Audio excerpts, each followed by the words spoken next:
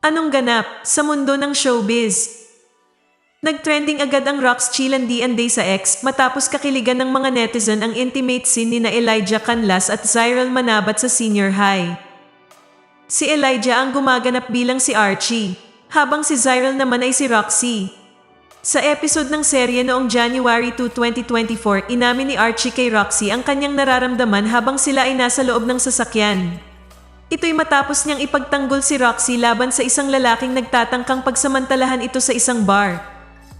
Nangyari ang love scene ng dalawa nang magpresente si Archie na ihatid si Roxy sa bahay nito. Pinag-usapan ito ng husto sa X, say ng ilang netizen. Maliban sa may chemistry ang dalawa, pareho silang mahusay umarte. Kung nagustuhan mo ang content na ito, huwag kalimutang mag-subscribe at i-click ang share, like, at mag-comment ng inyong opinion. And favor naman po, please don't skip the ads.